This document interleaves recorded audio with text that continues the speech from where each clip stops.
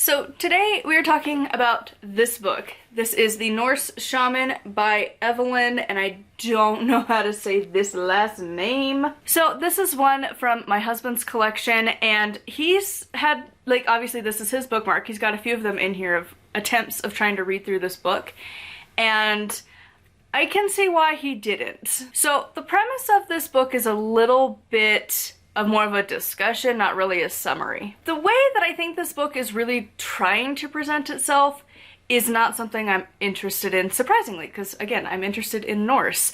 But this book is very academic, but in a way where you constantly feel like, almost like a DJ Conway book, where you want to keep fact-checking stuff, because the author is really making sweeping statements and trying to connect the dots, and is very much a reconstructionist standpoint, but a lot of this is presented as fact where it's more educated guess.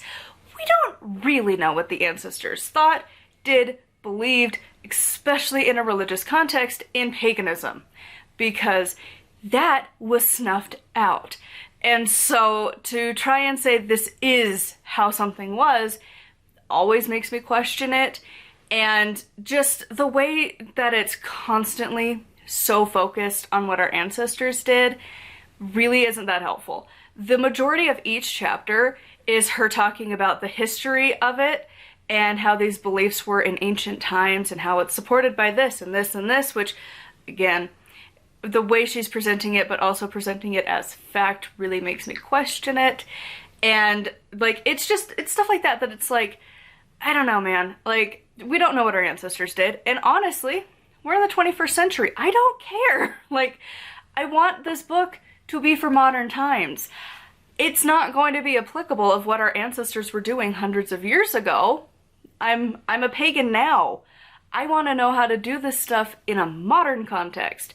Not really what our ancestors did, because, like, things can change. It's okay. And so if you are really into Reconstructionism, I think this book would be great for you.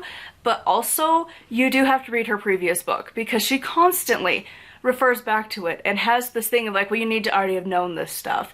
This is just diving deeper into things we've already talked about, which is annoying, because I feel like if you present a book that looks like it would be a standalone, but is in fact a sequel, you should have something on the title, in the cover, in the book, like, hey, by the way, this is a sequel book, this is not a standalone, especially in a magical practice where you're pulling on a previous book's information.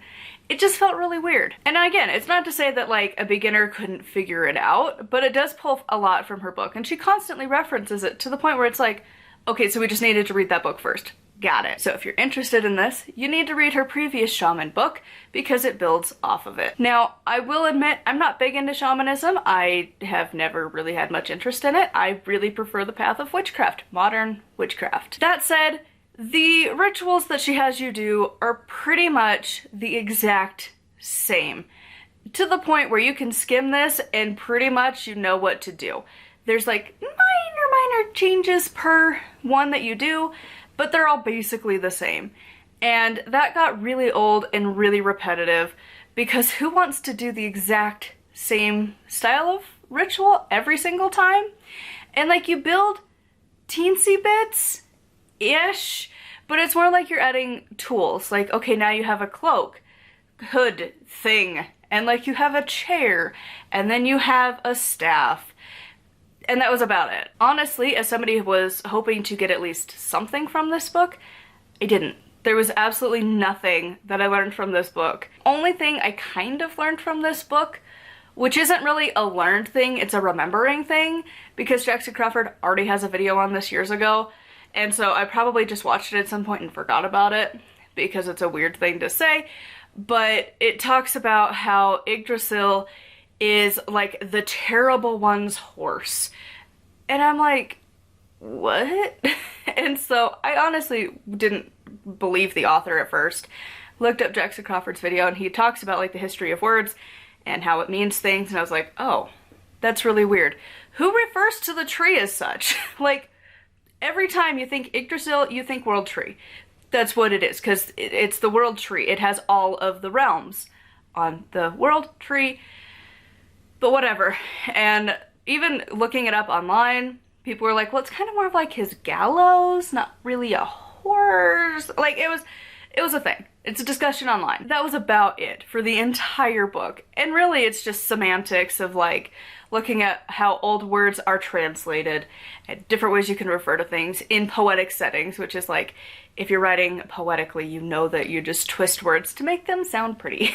Like, that's the point of poetry. So anyways, like, this book was just like so not worth the while.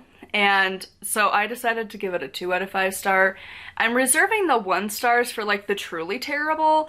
We're talking like the Basic Witches book and the first Moon Magic book that I talked about, where like they're like some really bad books.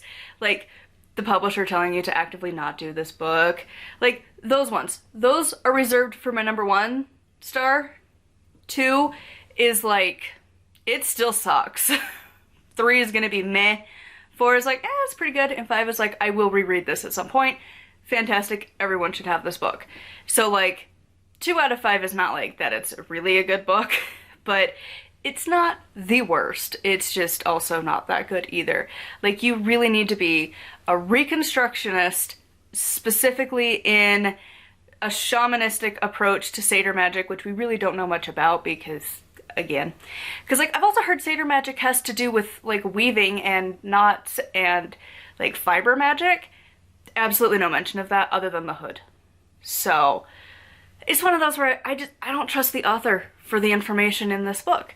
So I don't know.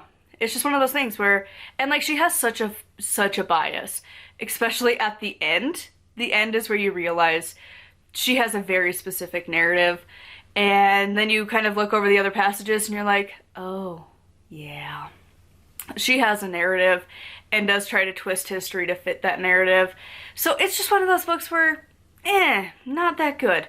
If you're into Reconstructionism though, I don't think there's that many books out there on the topic, so you would probably really love this book. I'm not a Reconstructionist, I'm a modern day pagan. There's a difference.